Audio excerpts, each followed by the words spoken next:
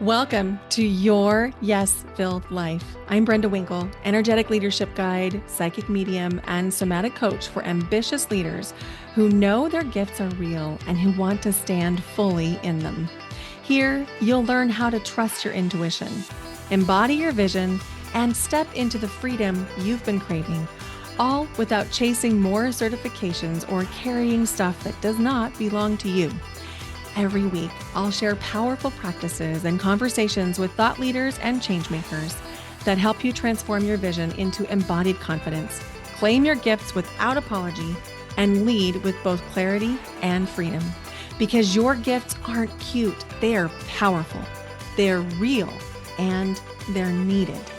Start today by downloading my free energy audit at brendawinkle.com/audit. It's the exact tool I use to track what's fueling me and what's draining me. It will help you discern between that hit of achievement and true joy so that you can lead with more clarity and impact.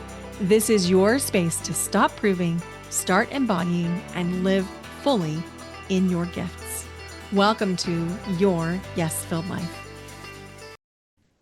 Hello, and welcome to Your Yes-Filled Life. I'm your host, Brenda Winkle. Today on the podcast, we're going to be talking about the fact that you probably didn't miss anything because you're probably very attuned to what's happening in relationships, in the energy of a room. You probably read things really accurately, which means you didn't miss anything, but you may have overridden it because we are taught to override ourselves. I mean, that is really what so many of the systems around us teach. And this happens even in family relationships where we are raised by well-meaning parents who teach us to override our own intuition and instead listen to them because they're the authority. And by the way, nothing has gone wrong here, and we're not making anybody bad. But this is something that we have an opportunity to unlearn. So, you know that moment right after something happens and you say, I knew it. Whether we're talking about a specific outcome that you had known would happen, or a reaction that you had known would come to pass, or maybe it's even a situation that developed. You knew the conversation felt a certain way. You knew you didn't really want to do that thing, or perhaps it's the opposite. You knew you absolutely wanted to do the thing. You knew when the energy changed. You knew when something was a red flag, and maybe you talked yourself out of it. And sometimes that can even happen when you know something is a green flag and it's like, yes, yes, yes, you should do this thing. And then we get in our head about it and we talk ourselves out of that too. So somewhere between feeling it, having the awareness that, ooh, I'm getting an intuitive nudge here, and then doing something, you talk yourself out of it. And that's the part that I want to talk about today, because I actually don't think most emotionally intelligent people are disconnected from themselves. I think what's happening is you're very connected to yourself and you're overriding yourself. So think about like the I knew it experience. We use terms like hindsight is 2020.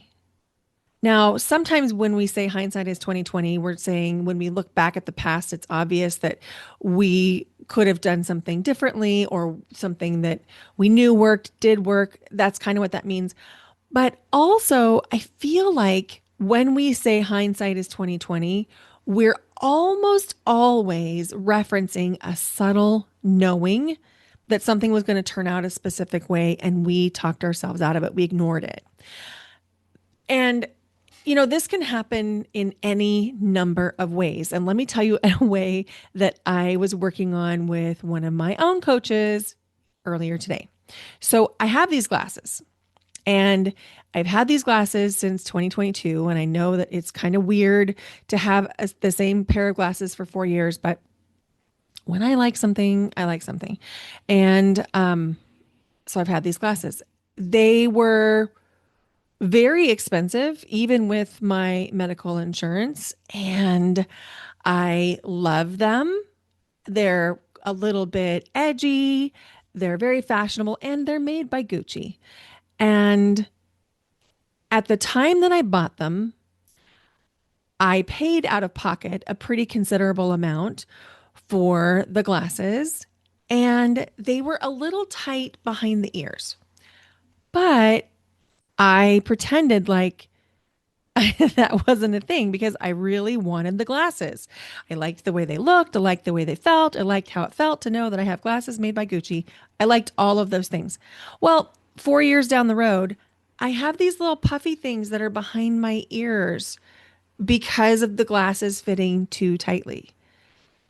We could call that hindsight being 2020, right? We could say, yeah, looking back, I should have known. But the truth is, I did know. I knew the whole time. I knew when I picked them out. Now, why did this come up in a somatic coaching session? Well, I'm not going to get into everything about it, but I will tell you this. There was a part of me that knew even then that the glasses weren't quite right. And I talked myself out of it because I needed them to be right for a variety of reasons. I needed to switch my metal tone to gold. I really like the gold. I wanted an upgrade, not necessarily a literal upgrade, but I needed something to represent the feelings of going through an identity change represented to me. And now that I'm 4 years behind or on the other side of that, I'm recognizing all of the ways that I had ignored my own physical comfort and that I talked myself out of things. And we're only talking about glasses here. So when I say these things to you about overriding yourself, I want you to hear it from the lens of I work through this too. As somebody with deep empathy, deep compassion, really profound emotional intelligence, and also psychic and mediumship abilities, it's easy for me to override myself, which is interesting because this is literally what I help other people do. But you know what they say? They say you teach what you most need to learn. And so here I am. So when we go back and we look at things, of course, we're like, obviously, this little sign actually meant something and we ignored it. That's one piece. The other piece is that we can mistake our intuition for overthinking. Another way to say this is we can mistake our intuition for our empathy about what we might think could happen. Somebody might feel, somebody might say, the outcome might be. And if we're in this pattern of overthinking, we won't take action. And when I was working with Marie Forleo, and she was my coach, I loved one of the phrases that she said, which I have paraphrased to say, clarity does not come from thought, clarity comes from action. And one of the things that we can mistake as highly intuitive people is we think that it's all in our minds. And we think, well, if I just think about this long enough, if I obsess about it long enough, I'm going to eventually have the answer. And I have found that in my personal life, that is not true. And I have seen that in my clients and my friends. We never get to the other side by overthinking. And so when you actually know something, you probably know it on a body level. It's coming through in your body. Maybe your body feels relaxed or expansive, or it feels like moving forward, meaning like you're leaning forward, leaning towards something. It feels really positive versus that little bit of doubt, that little bit of anxiety. It's so subtle, but there is a knowing. And if you stay in the thinking part and you never take an action, it's very, very, very hard to distinguish overthinking from intuition. And it requires us to take action. So I'll give you another example. This is also from this week. It's been a big week for me. I have been working on my health for the last several years. One of our former podcast guests, and she's coming back onto the podcast, is Allie Novitsky. And I have been working with Allie. She's been my coach in a health program called Transform. And so I've been working really consistently to make sure that I'm eating protein, that I'm lifting weights, that I'm taking care of my health. And one of the things that I have not been successful with is getting a doctor on board to do the blood work that I needed to do to make sure that I'm making the progress that I want to be making. And in fact, this particular doctor I had been working with was blocking me from getting just even a basic metabolic blood work panel done, and instead was only testing blood sugar. And so I was very frustrated and I was up in my head about it. And I reached out to one of the small groups in Transform that I'm a part of. And I was just saying, I'm feeling anxiety about this. And one of the other doctors, because the program is primarily doctors, one of the other doctors said, I really hope you can find somebody that you can partner with. And when she said that, I was like, oh, that's what I need to go into this looking for. I need to look for a partnership. So the moment she said that, I made an internal decision. I was going to find somebody to partner with. And I remembered back to a Facebook post. I'm always talking about a Facebook post with this PDX boss ladies group. And I had put a post in there asking for some medical advice, and somebody had commented, and I reached out to her office, scheduled her appointment, and all of this happened this week. I scheduled her appointment, I got labs done, I got labs back, I got a follow-up made, and it's boom, boom, boom, boom, done. Clarity does not come from thinking about it. Clarity comes from taking action. And the cool thing is everything is great, my health is great, and I also have somebody on board who now is a partner. And if I would have just stayed in the thinking phase, I would have continued to resent my former doctor and tell myself a story about how I don't have the medical care I want and I hope I'm okay and all the things. I had to take the action. And so when we make the mistake that we're thinking, our overthinking is actually intuition, we are in a loop.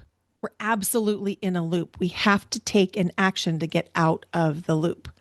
And then another thing that can happen with this I knew it moment is when our empathy overrides our discernment. And what I mean by that is that we allow our own sensations and tracking of other people's emotions to influence our decision making. And so we make decisions that aren't completely aligned for us. And this happens in big ways and it happens in really small ways. And I'll give you another example. My gosh, this week has been massive for me. I'm going through this huge identity shift where I am facing things. I am cleaning up my own proverbial closet, literally and figuratively. And when I just sat and I meditated and I connected with the energy of my business, I realized that I'm scattered on too many platforms. And so I made a decision this week that the best thing for my personal energy and for my business energy was to move my membership off of its current platform back onto my website. And it was super uncomfortable because I know that my members love my current platform. They love it. They have told me this over and over and over again. They absolutely love it. And truth be told, I love it too. It's very, very good. And I kept getting this nudge that for my own energetic containment and for that of my business, that I need to streamline all the places that the energy is flowing. And so I decided that the best decision to make was the one that was the best decision to protect the energy of my business as an energetic configuration, and myself. And it's taken me about 4 months to do that. I've known for 4 months that that was the direction that I thought was right. I've been asking them, do you really love this platform? And they're like, yes, we love it. And then I was overriding my own inner knowing because my clients were enjoying it so much. So there's a perfect example of empathy overriding discernment. Now, to be clear, Is my website going to be just as good? Yeah, probably. There's a learning curve. It's not quite as intuitive, but it is equally good. There's still the scheduling, there's the calendar, there's still community. And then what I did, which I'm really proud of and really excited about, is I put everything that is our trainings, our breath work, our on demand breath work into a replay library that's very cohesive and very well organized so people can access it really simply without having to look for a specific date or anything like that. So it's actually going to be better for my members because I have the capability to do that on my website. And then one of the other pieces that can really impact this I knew it experience is when we start to rationalize our own discomfort. If you notice yourself saying things like, oh, it's not that bad, or well, it's not that uncomfortable, or well, I think maybe he just meant, if we're rationalizing any discomfort, it can absolutely lead to I knew it moments later. And this can be in tangible physical world things like picking out a pair of shoes, or it can be in like tangible real world things like picking out clothes. And it can also be in relationship dynamics where if we rationalize our discomfort and we normalize the fact that we're uncomfortable or that something doesn't feel good, we can continue to sink energy and effort and even sometimes money into something that isn't feeling good. And then we get to what is called the sunk cost fallacy, where we say, well, I have so much invested in this at this point, I might as well just stick with it. And that can be a really big problem when we're talking about this I knew it experience in terms of overriding the things that you know to be true. Now, in every one of these cases, there was a subtle knowing. And a lot of times for me, I'm pretty body aware. And so I can feel different sensations in my body. Maybe it's tightness across my shoulders or my neck, or maybe it's a clenching in my belly. Sometimes I'll even notice clenching in my fists, and I'll notice that I have nail marks on my palms because I'm clenching my fists. And I pay attention to what's happening in my body. I generally feel very, very well all the time. And so if I have a headache, or if I have a sore throat, or if I have a stomach ache, I know there's something going on energetically and emotionally that I have been ignoring. And so I try to pay really close attention to any sensations or symptoms that come up for me because I know that that's the way my body communicates with me. I will say this is a learned skill. When I started my own healing journey after leaving a marriage, living in a domestic violence shelter, and starting my life over again, I was so disconnected from my body that when I went to a yoga class in 2008, I literally had the thought, oh my gosh, this is what my body feels like. I was so disconnected from it. And I think that was why yoga was so attractive to me, still is, because it's something that puts me in my body and it requires me to place my attention on different body sensations and on different body parts so that I can create an awareness of what my body is feeling like and what it's communicating to me. And now, as a trauma informed somatic coach, I'm absolutely beyond expert level of being able to not only track what's happening in my body, but I can track it in my clients as well. I can feel, and this is part of my ability as a psychic medium, empathic, somatic coach, I can feel and track what's happening in my clients' bodies as well. So if they're not connected to what's happening in their body system, I can track it and help create that awareness. And so the really big part I want to name here is you have not missed anything. You didn't miss it. You felt it, but you didn't trust yourself enough to stay with it long enough to get curious around what it meant, whether we're talking about a body sensation or an emotional sensation where you were experiencing an emotion, or even a knowing like, I know this is not aligned, or I know this this isn't going to end well, or I know this is really aligned, or I think I want to be friends with this person. You didn't miss the signs. You saw the signs, you felt the signs, but you ignored them. And there's no judgment here because this is what we have been taught to do, especially if you have a high level of empathy and compassion. You have been taught to do this because we have been taught in overt and subtle ways that other people's emotional and physical sensations matter more. And we've been taught this because when they're uncomfortable, their discomfort is almost intolerable for us. And so it is actually to our benefit to make sure that nobody around us is ever uncomfortable, right? And when we live that way, we are absolutely ignoring our own internal cues, whether those are emotions, subtle knowings, or even physical sensations. Most people think that self trust is about confidence. I don't think that's true. And I also think confidence is something you can practice your way into. I don't think it's something that you necessarily have to have innately to have. I think confidence is more often about whether you stay with yourself long enough to listen to yourself, to listen to your body, to listen to your intuition, and then take the next action. I think that's what confidence is. At least that's my experience. When I'm lacking confidence, it's almost always due to the fact that I don't completely trust the thing that I'm doing because there's something that I'm pretending is not there. There's a knowing that I'm pretending I don't have. There's a sensation that I'm pretending I don't feel. And that's why I don't appear confident in certain situations. Because when I'm in my self trust, I am confident. And I've seen this in my clients too. The more they trust themselves, the more confident they become.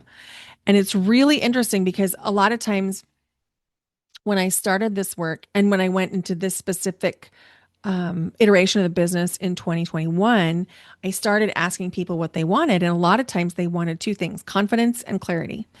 And so I've often talked about confidence and clarity on the podcast. And what I'm learning is confidence and clarity are a byproduct of self trust. They're not different things from self trust, they're a byproduct of it. And the cool part is that because confidence is a byproduct of self trust and clarity is a byproduct of self trust and taking action, that means that we can behave our way into it. Now, when it comes to the override that we are so accustomed to doing, it happens really, really, really fast. And it's most often not conscious.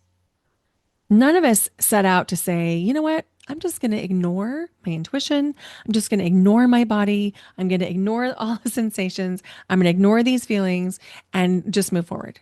No, we don't do that because we're very intelligent and we have a high level of emotional intelligence. So what's happening is this is happening in the subconscious level, meaning we aren't thinking these thoughts in our awareness. If somebody asked you if you were overriding yourself, you probably would say no, because until it's done, we don't have the conscious awareness. So let's say this is a typical sequence. You notice something. You might notice a tone of voice or a specific speech pattern, or maybe even you notice an energy shift. You notice a subtle, really subtle amount of discomfort, either emotionally or physically. And then your empathy kicks in and you start to think about the other person's situation, the other person's feelings, and then you start to rationalize. And when you start to rationalize things, you say things to yourself like, well, maybe I'm overreacting, or, I bet I'm making too big a deal out of nothing, or, oh, they probably didn't mean it, or I don't want to be unfair, or I think I'm just too emotional. Or my personal favorite, I don't want to be judgmental. It's not my favorite. It's the thing that I come up against. When I notice that coming up for me and I hear in my own internal dialogue, I don't want to be judgmental. I know for certain I'm getting ready to override something. Maybe that's the same for you, or maybe yours is different. Maybe yours is the I'm just being emotional thing. The key thing here is the override happens long before you ever need to set a boundary, which is why it's very easy to say, I just need to set better boundaries and to think it's about boundaries. Is it about boundaries? Well, yeah, but this override that we're talking about today, when you pretend subconsciously that a thing's not a thing, it happens way before you ever even need to set the boundary, which is why it's so hard to set the boundary. So, this is really the emotional core of why this specific pattern of overriding yourself erodes self trust. Every time you override yourself, you're teaching yourself in a very subtle way, my knowing isn't safe to follow. And then eventually you stop trusting your instincts, your emotions, your body sensations, your discernment. You even stop trusting your no. And the interesting part about this is you also stop trusting your yeses. You stop trusting those curiosities, those nudges, those things that are pulling you forward. You're like, well, I probably can't trust it because you don't trust yourself, because you've taught yourself with these empathy patterns that you aren't trusting yourself. And so when you get a new idea or when you have a desire that suddenly becomes very, very real for you, it's difficult to trust because of this whole pattern that we're talking about. And this is a really exhausting place to live. I've lived it. I know this intimately, and I've coached hundreds of people through it. You know what I mean? I've coached hundreds of people through it. This exhausting pattern includes second guessing everything. So even after you've made the decision and you take your action, you go back through it and you're like, well, gosh, I wonder if I did the right thing. And then you replay conversations and you wake up in the middle of the night and you wonder, have I done the right thing? Have I said the right thing? Am I reading everything correctly? Is this even what I want to do? I don't know. It might not even be what I want to do. But then you just, have another sleepless night. You maybe sleep from, let's say, 4 to 6, and then you get up and you go through the day and it doesn't bother you again until you wake up the next night. And then you're filled with a sense of resentment and you wake up for good for the morning and you have anxiety coursing through your veins and you can't tell why. It's because of this pattern. Now, I want to say self-trust is not always about being right. It's not. It's not about being right. It is about being willing to listen to yourself, to listen to your nudges, to allow those thoughts that are kind of in the back of your mind to come forward. And this is the part where so many self-aware people get stuck because understanding this pattern is not the same thing as interrupting it. You can understand it on the intellectual level, but until we embody this and we practice it, our patterns will repeat automatically and we'll keep doing the same thing over and over and over in different ways it manifests differently.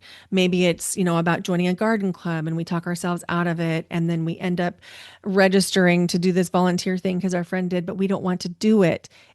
So we have a repeating pattern. And then the other thing is this is all happening very, very fast, meaning that if we are not really taking a time to pause and to assess what's true for you, your emotions and empathy around other people can cause this to happen even faster. And then we repeat the pattern where we are saying yes to doing things we don't want to do, or we're agreeing to things, or we're not setting the boundary because we don't even realize there is a boundary to be set because we're feeling for other people.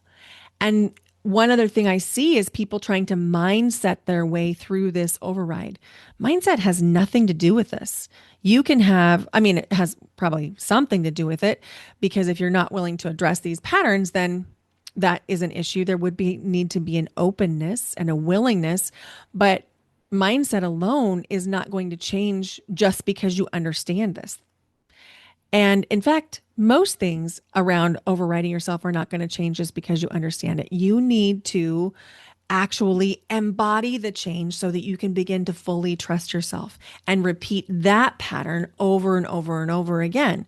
So, last podcast episode, I was talking about how I learned to do affirmations differently because the affirmations were causing tension and stress in my body, which meant I wasn't actually trusting my affirmations and I was pushing them away. And a lot of times our cue is body tension or the very things that we're treating. So let's say when I was a teacher, I lived on antacids and ibuprofen. I was literally treating away the signs that there was something amiss.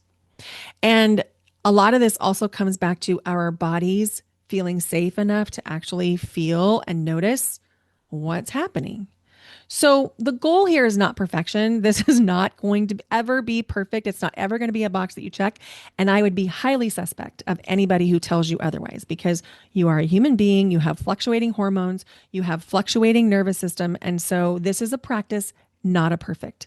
The goal here is to notice the moment sooner so that you can begin to say, oh, hey, I want to trust myself more fully. So, some examples of ways to do this would be pausing before answering, giving yourself some time before you commit to something, even if it's like instituting a 24-hour policy before saying yes to anything.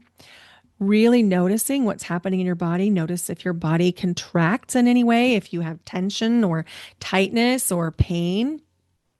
And then giving yourself permission to revisit decisions that you've made is really, really essential because as you take space away from the conversation, you might notice it's not aligned. So, permission to change your mind and invitation to release the need to force clarity. Clarity is not something that's going to come instantly, it's going to come through action. Self trust gets rebuilt in tiny moments where you stop leaving yourself.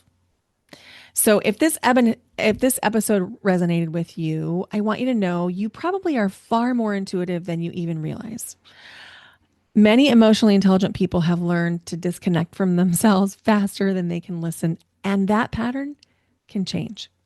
This is the exact kind of thing we practice inside the Empowered Empath Collective. We slow down, we notice the override, we reconnect to the body, we stay with yourself in real time. And also, the Ignite Retreat applications are now open because this work becomes very different when you step away from your normal environment long enough to hear yourself again. And I'll put the link for applications and information in the show notes. Thank you for being here with me today. Thank you for being here this week. And some invitations, instead of asking yourself, what should I do? Invitation to ask yourself, what do I already know? Thank you. Thank you for listening today. If this episode was helpful for you, would you please consider sharing it with 3 people that you care about? And I would really appreciate it if you would leave the podcast your rating and review wherever you're listening. Bye for now. Until next time.